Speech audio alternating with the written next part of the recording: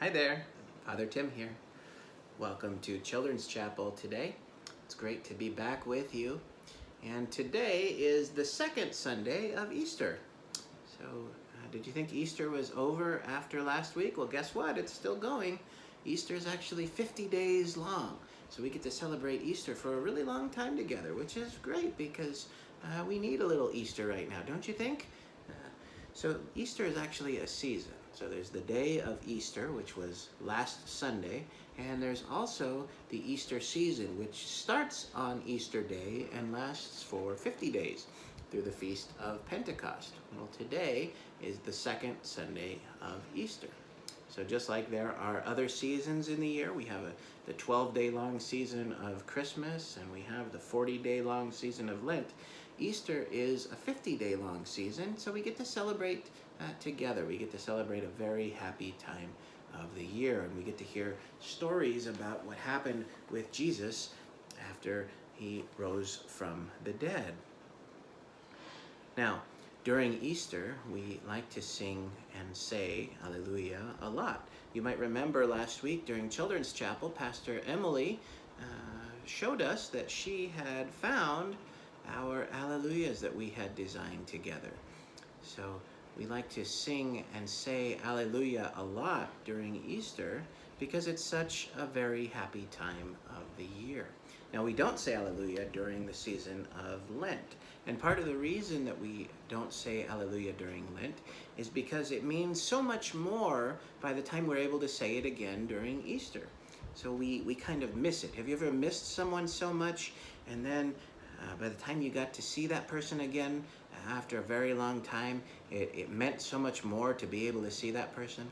Well, that's kind of the idea with the Alleluias. We don't say Alleluia during Lent because we want it to mean so much more when we get to where we are in the Easter season. So today is the second Sunday of Easter.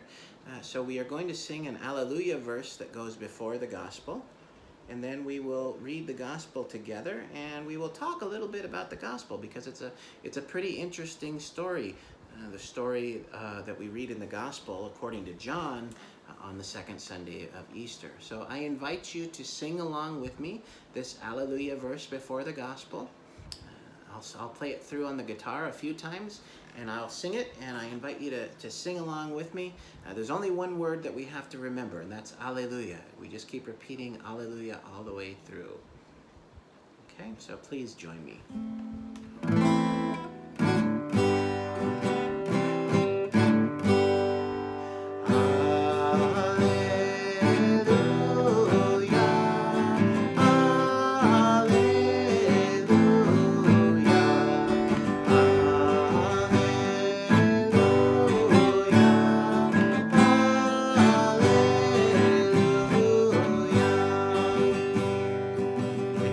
With me?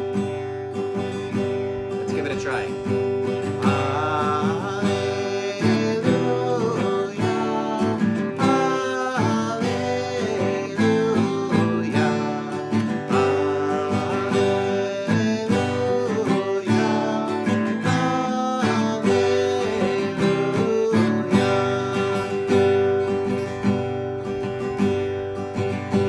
But we do it one more time. Can we do it one more time?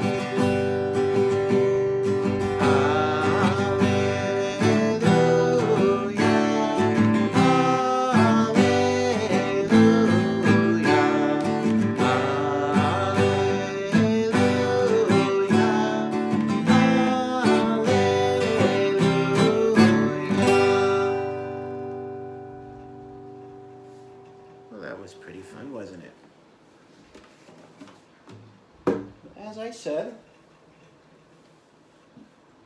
As I said, we usually have an Alleluia verse during Easter before the Gospel. So let's read the Gospel together. Now, the Gospel comes out of the Bible, and it's written by either Matthew, Mark, Luke, or John.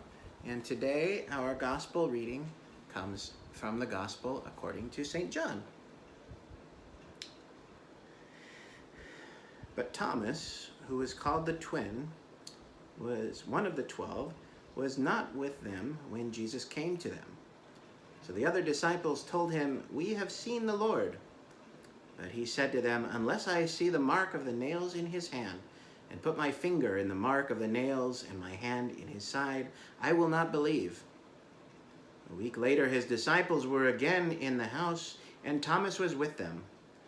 Although the doors were shut, Jesus came and stood among them and said, "Peace be with you." Then he said to Thomas, "Put your finger here and see my hands. Reach out your hand and put it in my side. Do not doubt, but believe." Thomas answered him, "My Lord and my God." Jesus said to him, "Have you believed because you have seen me? Blessed are those who have not seen and yet have come to believe." The Gospel of the Lord.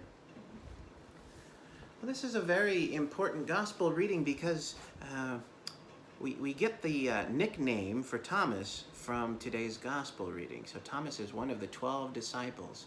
And the nickname that Thomas has been given over history is Doubting Thomas. Now, why do you think we would call him Doubting Thomas? Well, it comes from this story, and it's because when the other disciples told Thomas that they had seen Jesus come back from the dead, he didn't believe that that had happened because why would he? And so what Thomas tells the disciples is that unless he has the opportunity to touch Jesus' hands where the nail marks were, and to touch his side where Jesus had been pierced with the lance, he wasn't going to believe that that was true. And I don't think it's really fair that Thomas is called Doubting Thomas, because I can't say that I would believe either, because nobody that I've ever known who has died has come back from the dead. And I don't think that anyone that you know who has died has come back from the dead. So that had been something that had never happened before.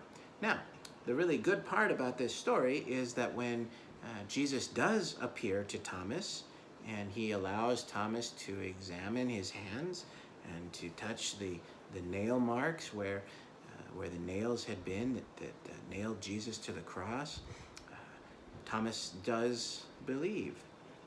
And I really think that this is an important story for us because it teaches us something. It teaches us how important it is to take advantage of all of the tools that we have in our day-to-day lives so that we can make what I like to call informed decisions. Now, an informed decision is a decision that we make when we have enough evidence or data to make sure that we are making a good decision. It's not just something that we do because we think, oh, that might be good. It's because we actually put our thought into it, and we do some investigation, and we look at details, and we find out all the information we need before we come to a decision. So for us, that might be our teachers. Our teachers are good at helping us to learn how to make good decisions.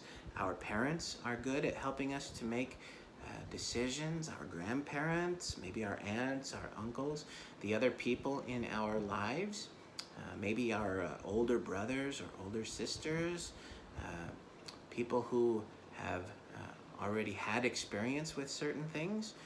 If we're trying to learn new tasks, maybe we can go to those people and we can ask them, how can you do this? How can you show me how I can do this? And I'll give you an example. One time my car needed to have new brakes, and I didn't know how to put brakes on my car, but I knew that it was something that I could probably learn how to do if I had somebody show me. So I asked my wife's father if he could show me how to do it. And he was very happy to do that, and he even showed me what tools I needed to use and what pieces of equipment I needed to buy and how to make sure I would stay safe while I was changing the brakes on the car. And so by asking someone who knew I was making an informed decision about how to change the brakes on my car. And now the cool thing is I know how to do that on my own. So if my brakes are wearing down, I can do that. I can fix my own brakes on my own car because I've made the informed decision of taking advantage of the information available to me. So I think we have this funny name for Thomas, Doubting Thomas, but really Thomas is kind of a smart guy because he didn't just jump to the conclusion that everyone else might make without at least thinking it through. And also I think it's unfair because the other disciples were there. So Thomas wasn't even there when the other disciples were there. So, of course, if any one of them is going to doubt that Jesus rose from the dead, it would be Thomas because he wasn't there. So I think what we can learn from this week's story is that it's good to question things. It's good to ask a lot of questions. Anytime you have a question, go ahead and ask. And it's also good to say, I don't know. So if you come to me and you ask a question and I don't know the answer to, I might tell you, well, you know, I don't know the answer to your question, but I'm willing to look into it. I'm willing to help find out the answer. I'm willing to help you find the answer. And I hope that's true for most of the people in your life, the people who might answer those questions for you. So let's remember that we like to sing Alleluia during Easter. And let's remember those Alleluia verses that come before the gospel.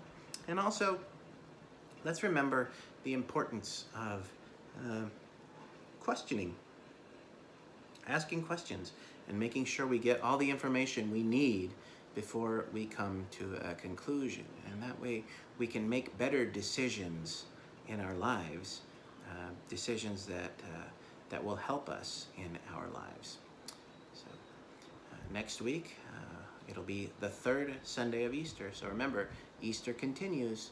It's a total of 50 days, and we're only 7 days in. So we have 43 more days of Easter to go.